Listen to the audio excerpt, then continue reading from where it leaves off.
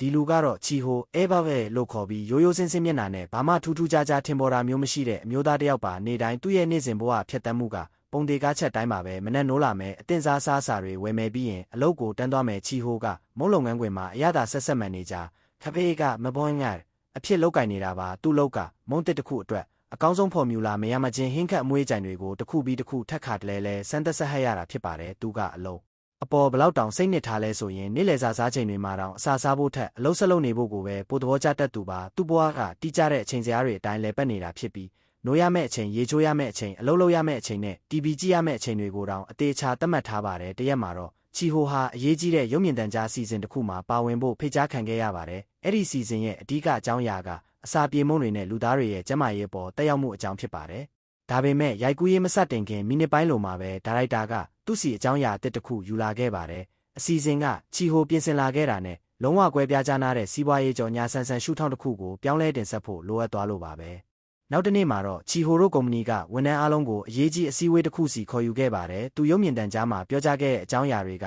ကြီးမားတဲ့ပြဿနာတွေကိုဖြစ်စေခဲ့လို့ပါဟင်းခတ်မှုမြောင်းတဲ့ပါဝင်တဲ့မုံတွေကကျမရေးနဲ့မညီညွတ်ဘူးဆိုတဲ့သူ့ရဲ့ပြောကြားချက်ကကုမ္ပဏီရဲ့မူဝါဒနဲ့တိုက်ရိုက်ဆန့်ကျင်နေပြီးစီးပွားရေးကိုလည်းထိခိုက်စေခဲ့ပါတယ်အစည်းအဝေးအတွင်းမှာဝန်ထမ်းများစုကချီဟိုကိုအလုပ်ထုတ်ပစ်ဖို့အကြံပြုခဲ့ကြပါတယ်ဒါပေမဲ့ကုမ္ပဏီဒါရိုက်တာကတော့လူများနဲ့မတူပဲအမြင်ကွဲပြားအားခဲ့ပါတယ်ကုမ္ပဏီအောင်မြင်ဖို့အတွက်အများကြီးပံ့ပိုးကူညီပေးခဲ့တဲ့တန်မိုးရှိတဲ့အဖိုးတန်ဝန်ထမ်းတယောက်ကိုသူအဆုံးရှုံးမခံချင်ပါဘူးဒီဖြစ်ရပြီးနောက်ချီဟိုကိုအိမ်မှာအနားယူဖို့ခွင့်ရပေးခဲ့ပါတယ်စနစ်တကျနဲ့စီကံရှိလာတဲ့ဘဝကိုပိုင်ဆိုင်ထားပေမဲ့သူ့မှာကြီးမားတဲ့ဝန်ထုတ်ဝန်ပိုးတစ်ခုတော့ရှိနေပါတယ်အဲ့ဒါကတော့ထောင်ကလွတ်လာကစားဖြစ်ပြီးအမြဲတမ်းအရက်အလွန်ကြုံတော့ကသူ့စီကပဲပိုက်ဆံတောင်းနေရဲ့အကိုဖြစ်သူဆဲယိုကိုခိုအော်ဂဲပဲချစ်ပါတယ်ယိုအေးပြီးစိတ်ပြောတဲ့ချီဟိုဟာအဲ့ဒီပိုက်ဆံသူအေကိုလောင်းစားဖို့အတွက်ပဲတုံးဆွဲတော့မယ်ဆိုတာသိနေရင်မဲ့လေအကိုဖြစ်သူကိုငွေမြောက်များပေးခဲ့ပါတယ်ဒါကတော့လက်ရှိသူဖြစ်တန်းနေရတဲ့ဘဝပါပဲဒါဟာချုံမြိန်နဲ့ပြားရီဆက် level ထဲရစာပါပဲဘန်တစ်ခုမှာအလုတ်လျှောက်ထားတဲ့တကိုရီမိခင်အီယန်ဟတ်အိုဒန်ရဲ့စီကိုအာယုံပြောင်းသွားပါတယ်သူမရဲ့အလုတ်လျှောက်လွှာဟာအဲ့ဒီဘန်မှာပဲပေးဆက်ဖို့ကြံနေသေးတဲ့ချင်းငွေတွေရှိနေတာကြောင့်ချက်ချင်းညှင်းပယ်ခံခဲ့ရပါတယ်ဒါပေမဲ့အရှုံးမပေးရဲ့ဇွဲကောင်းတဲ့အီယန်ဟာအင်ရှင်မတွေကိုရှောက်ထားခွင့်ပြုတဲ့ဝန်ထမ်းခေါ်ယူရေးစည်းကမ်းချက်ထဲကကွက်လက်တစ်ခုကိုရှာဖွေတွေ့ရှိသွားခဲ့ပါတယ်သူမရဲ့စ조사အားထုတ်မှုကြောင့်ပဲနောက်တနေ့မနက်မှာအလောက်ခန့်အချင်းခံခဲ့ရပါတယ်အင်တိုက်အားတိုက်တဲ့အီယန်ဟာအကျွေးကောက်ခံသူဟာရစ်ဖာရိုဆာအဖြစ်စတင်အလုပ်လုပ်ကင်ခဲ့ပါတယ်ရိုင်းဆိုင်တဲ့စကားလုံးတွေနဲ့စော်ကားမှုတွေကိုရင်ဆိုင်ရပေမဲ့လည်းအလုပ်ပြန်ရလို့ကျေးဇူးတင်မိတာကြောင့်အမြဲတမ်းပြုံးပြုံးရှင်ရှင်ပဲနေခဲ့ပါတယ်ဒါပေမဲ့တကယ်လက်တွေ့မှာတော့သူမရဲ့ဘဝကအရန်ကိုအထီးကျန်လာပါတယ်သူမဟာအရွယ်ရောက်ပြီးစသမီးဖြစ်သူဂျင်ကူဇက်လာအန်နဲ့တယောက်တည်းနဲ့သာအတူနေထိုင်တဲ့အိမ်ထောင်မရှိတဲ့တကိုရီမိခင်တူဖြစ်ပါတယ်ကလေးတယောက်ကိုတယောက်တည်းပြုစုပြောထောင်ရတာကအလွန်ခက်ခဲတာကြောင့်တကယ်ရေးကြီးတဲ့အရာတို့အီမာတောင်ပိုက်ဆံကိုချွေတာခဲ့ရပါတယ်တစ်ဖက်မှာလည်းချီဟိုဟာအနားယူနေတော့မှသူ့ရဲ့အထက်လူကြီးကအိမ်မာနာရင်သုံးဖို့ဆိုပြီးတစ်တာတလုံးလာပေးခဲ့ပါတယ်ချီဟိုကဘာမှတန်တရားမဝင်ပဲအဲ့ဒီကုမ္ပဏီထုတ်ဆေးဘက်ဝင်ပင်တွေထည့်ထားတဲ့တစ်တာကိုအထဲမှာဘာရှိလဲဆိုတာမစစ်ဆေးပဲသူ့အကိုစီကမ်းပေးလိုက်ပါတယ်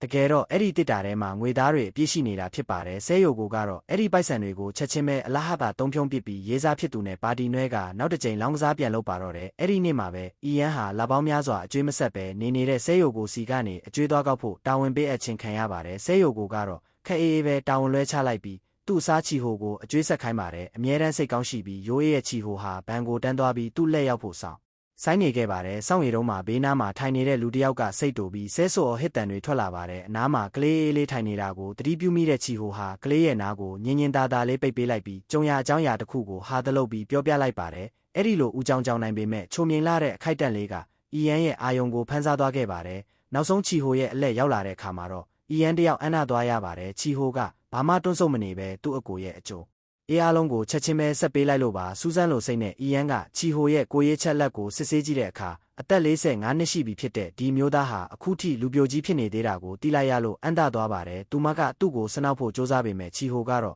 ဒါကိုရိပ်မိဖို့အတွက်အရန်ကိုရိုးလုံးနေပါတယ်အဲ့ဒီစားသူတန်းစီဆောင်ဆိုင်ခဲ့ရတဲ့အချိန်တွေအတွက်ကားပါကင်ကြီးပြန်အမ်းပေးဖို့ပဲတောင်းဆိုခဲ့ပါတယ်ချီဟိုထွက်ခွာခါနီးမှာအီယန်ကကားပါကင်တိုကင်ပြားပေးဖို့အတွက်သူ့ကိုလမ်းခေါ်လိုက်ပါတယ်သူမဟာလေကားပေါ်မှာမတော်တဆချော်လဲသွားခဲ့ပြီးချီဟိုကတော့ဘာလို့ရမှန်းမသိပဲခန့်ရတာကြောင်ကြည့်နေမိပါတယ်ပြီးမှဘာဖြစ်သွားလဲဆိုတာသဘောပေါက်ပြီးသူမကိုဆေးရုံစီအမြန်ပွေ့ချီသွားပါတော့တယ်လမ်းမှာတော့ချီဟိုဟာရုတ်တရက်အားနေတယ်လို့ခံစားရပြီးသူပါလဲကျသွားခဲ့ပါတယ်လူနာတင်ကားကသူတို့နှစ်ယောက်လုံးကိုအရေးပေါ်ခန်းစီအမြန်ပို့ဆောင်ပေးခဲ့ရပါတယ်ဆေးရုံမှာတော့အီယန်မှာဒဏ်ရာနှဲငယ်ပဲရရှိထားတာကိုတွေ့ရပါတယ်ဒါပေမဲ့ချီဟိုရဲ့အခြေအနေကတော့လုံးဝမကောင်းပါဘူးသူဟာနှစ်ပေါင်းများစွာကြာကျန်းမာရေးနဲ့ မညီညွတ်တဲ့အစားအစာတွေအထူးသဖြင့်ဟင်းခတ်မှုများကြီးပါတဲ့အစာပြေမုန့်တွေအာလူးကြော်တွေနဲ့ကြံဖုနတကတကိုခဲတွေကိုပဲအဓိကအမိပြုစားတောက်ခဲ့တာကြောင့်အာဟာရချို့တဲ့မှုဝေဒနာကိုခံစားနေရတာကိုဆရာဝန်တွေကရှာဖွေတွေ့ရှိခဲ့ပါတယ်သူ့ကိုတနာမိတာကြောင့်အီယန်ကချီဟိုကိုကင်ဘက်အကျဉ်းပဲအတူတူစားဖို့ဖိတ်ခေါ်ခဲ့ပါတယ်သူမဟာချီဟိုရဲ့ယူဗရေတက်တီအိုရီတွေပေါ်ထက်မြက်တဲ့နားလည်မှုကိုသဘောကျမိသွားပေမဲ့စကားဝိုင်းကတကိုရီကိစ္စတွေဘက်ရောက်သွားတိုင်းချီဟိုကတော့ဦးကြောင်ကြောင်ဖြစ်သွားတတ်ပါ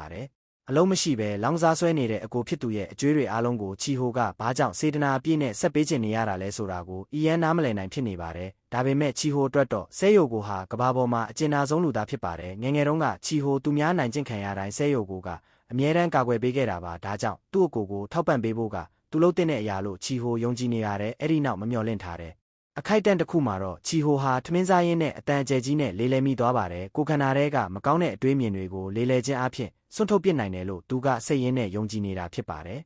ရန်နှဲငယ်ကြာမှာတော့ချီဟိုဟာကျမ်းမာရေးစစ်ဆေးမှုရလဒ်တွေကိုတွားယူခဲ့ပါတယ်အကယ်၍အသင့်စားမုံတွေကိုပဲဆက်စားနေမယ်ဆိုရင်အသက်တိုနိုင်တယ်လို့ဆရာဝန်ကသတိပေးခဲ့ပါတယ်ဒီသတိပေးချက်ကမုံတုဒေတီတူဖြစ်တဲ့သူ့ရဲ့အလုံးနဲ့ပြင်းပြင်းထန်ထန်ပလိပခတ်ဖြစ်စေတာကြောင့်သူစိတ်ပြက်လက်ပြက်နဲ့ထွက်လာခဲ့ပါတယ်အိမ်ပြန်လမ်းမှာချီဟိုကဆဲယိုကိုစီဖုံးဆက်ပြီးသူ့ရဲ့ကျမ်းမာရေးဆိုးရွားလာတဲ့အကြောင်းပြောပြပါတယ်ဒါပေမဲ့သူ့အကိုကတော့စိတ်မပူဖို့ပဲနှစ်သိမ့်ပြီးအလုပ်ကနေမထွက်ဖို့တိုက်တွန်းခဲ့ပါတယ်ချီဟိုအစားအစာဝယ်ဖို့ရက်လိုက်တဲ့အချိန်မှာအီယန်ကဆေးရုံစရိတ်အတွက်သူ့စီကပိုက်ဆံချေးသွားခဲ့တာကိုရုတ်တရက်တတိယသွားပါတယ်သူကလူဖြောင့်ကြီးပြီးပိုက်ဆံပြန်ဆက်ဖို့အတွက်သူမစီချက်ချင်းဖုံးဆက်တောင်းပါတော့တယ်အီယန်ကတော့ရဲမောပြီးအလုပ်ဆင်းချိန်မှာလာကြုံမယ်ဆိုရင်ပိုက်ဆံကိုကိုယ်တိုင်လက်ရောက်ပေးမယ်လို့ကတိပြုခဲ့ပါတယ်ဒါပေမဲ့နောက်တစ်ချိန်မှာလည်းအီယန်ကပိုက်ဆံအိတ်ယူလာဖို့မေ့သွားပြန်ပြီးအဲ့ဒီအစားသူ့ကိုဟင်းချက်ကျွေးဖို့အကြံပြုခဲ့ပါတယ်သူတို့အိမ်ကိုရောက်တဲ့အခါချီဟိုကအထဲဝင်ဖို့တွန်းစုံနေပြီးအနေရခတ်တယ်လို့ခံစားနေရပါတယ်အီယန်ကတော့ရဲမောပြီးသူတို့နှစ်ယောက်လုံးကအသက်40ကျော်လူပြိုအပြိုကြီးတွေဖြစ်နေပြီးမို့အတူတူထမင်းစားရတာဘာမှထူးဆန်းတာမရှိကြောင်းသတိပေးခဲ့ပါတယ်အီယန်ကဟင်းကိုကျွမ်းကျွမ်းကျင်ကျင်ချက်ပြုတ်ပေးခဲ့ပြီးချီဟိုဟင်းကိုမြည်စမ်းကြည့်တဲ့အခါမှာတော့အကြီးကျယ်စိတ်လှုပ်ရှားသွားရပါတယ်ဒါဟာသူ့ဘဝမှာပထမဆုံးအကြိမ်စနစ်တကျချက်ပြုတ်ထားတဲ့အိမ်တွင်းဖြစ်လက်ရာကိုမြည်စမ်းပူးခြင်းဖြစ်ပါတယ်သူ့ကိုတနာမိတာကြောင့်အီယန်ကနေတိုင်းအတူတူထမင်းစားဖို့ကန့်လန့်ခဲ့ပါတယ်ချီဟိုကလည်းဝမ်းသာအားရသဘောတူခဲ့ပြီးအပြန်လန်အနေနဲ့သူမကိုကားမောင်းတင်ပေးဖို့ကန့်လန့်ခဲ့ပါတယ်ညစာစားပြီးနောက်ချီဟိုကအနေရခက်စွာနဲ့ကျေးဇူးတင်တဲ့အနေနဲ့ပိုက်ဆံအချို့ကိုကမ်းပေးလိုက်ပါတယ်အီယန်ကတော့ရဲမောပြီးသူ့ကိုချစ်စရာကောင်းတယ်လို့ပြောခဲ့ပါတယ်သူ့အသက်45နှစ်သက်တမ်းတစ်လျှောက်မှာပထမဆုံးအကြိမ်အဖြစ်ချီဟိုဟာဘယ်တော့မှမခံစားဘူးတဲ့ရင်ခုန်တန်မျိုးကိုခံစားလိုက်ရပါတယ်မကြခင်မှာပဲဂျင်ကူကကော်လေကနေအိမ်ပြန်ရောက်လာပြီးအိမ်မှာအစားအစာတွေအများကြီးရှိနေတာကိုတွေ့တော့ရက်တွေကုန်လွန်လာတာနဲ့အမျှချီဟိုဟာအီယန်နဲ့ထပ်မံတွေ့ဆုံပြီးသူမကိုကားမောင်းတင်ပေးခဲ့ပါတယ်သူတို့မိဖို့ချောင်းသုံးပစ္စည်းတွေအတူတူဝယ်ကြရုပ်ရှင်ကြည့်ကြပြီးအတူတူဟာသားတွေပြောကအချိန်ကုန်လွန်စေခဲ့ပါတယ်ချီဟိုရဲ့ဘဝကတဖြည်းဖြည်းချင်းပြောင်းလဲလာခဲ့ပါတယ်သူကရေခဲတစ်တာတွေကအသင့်စားအစားအစာတွေအားလုံးကိုရှင်းလင်းပစ်ပြီးကျမရေးနဲ့ညီညွတ်တဲ့အစားအစာအစစ်အမှန်တွေနဲ့အစားထိုးခဲ့ပါတယ်တခါတရံမှာအီယန်ကသူ့နားမှာအရန်ကတ်ထိုင်တက်ပြီးဒါကချီဟိုအတွက်တော့အခုထိအသားမကျသေးတဲ့အရာတစ်ခုဖြစ်နေပါတယ်ညနေပိုင်းတွေမှာလည်းသူတို့နှစ်ယောက်ဟာညနေတဲ့အထိတခါတရံမနှက်လင်းတဲ့အထိဖုန်းတွေအကြာကြီးပြောဖြစ်ခဲ့ကြပါတယ်နောက်ဆုံးမှာတော့ချီဟိုရဲ့ခွင့်ရက်ကုံဆုံးသွားပြီးအလုတ်ခွင်စီပြန်လည်ဝင်ရောက်ခဲ့ပါတယ်သူ့ရဲ့ရှင်လန်းတက်ကြနေတဲ့စိတ်ချနေကိုလှုပ်ဖော်ကင်ဖက်တွေကတတိထားမိပြီးသူတယောက်နဲ့တွဲနေပြီဆိုတာကိုချက်ချင်းရိပ်မိသွားကြပါတယ်သူတို့တဲကတယောက်ကမချောရင်တော့အ ਨੇ ဆုံးတော့ဟာတရန်ရှိအောင်နေတဲ့တယ်လို့စနောက်ခဲ့ပါတယ်နောက်တစ်ချိန်အစည်းအဝေးမှာချီဟိုဟာအဲ့ဒီအကြံဉာဏ်ကိုတကယ်ဘယ်လက်တွေ့သုံးချပြီးညံစမ်းပဟေလီအသေးစားလေးတစ်ခုကိုဥဆောင်ကျင်းပခဲ့ပါတယ်နောက်တစ်နေ့မှာတော့သူကိုယ်တိုင်တောင်တေးသေးချာချာနားမလည်သေးတဲ့လူကြီးကိစ္စထက်တဲ့ရှက်ခါရကနာတွေကိုပါထုတ်ဖော်ပြောဆိုခဲ့ပါသေးတယ်စနေနေ့ရောက်တဲ့အခါမှာတော့အီယန်ကတနင်္ဂနွေနေ့မှာအားနေတဲ့အကြောင်းတွဲဝိုက်ပြီးအရေးမြက်ပြခဲ့ပြီးချီဟိုကသူမကိုချင်းတွေးဖို့ခေါ်မလားလို့မျှော်လင့်နေခဲ့ပါတယ်ပြောမိသွားရာကနေသူ့အပေါ်ကိုတကယ်စိတ်ရိုက်နေပြီဖြစ်တဲ့အီယန်ဟာစိတ်ရှိန်တက်သွားပြီးသူ့ကိုနမ်းလိုက်ပါတယ်သူမအနားထိုးလာတဲ့အခါချီဟိုကအရန်ကိုထိတ်လန့်တုန်လှုပ်သွားပြီးကားပေါ်ကနေရုတ်တရက်ခုန်ဆင်းသွားခဲ့ပါတယ်သူ့ရဲ့ဘောင်းဘီကအောက်ကိုကျသွားခဲ့တာကြောင့်ပတ်ဝန်းကျင်ကလူအလုံးရဲ့အာယုံဆိုင်မှုကိုခံလိုက်ရပြီးအခြေအနေက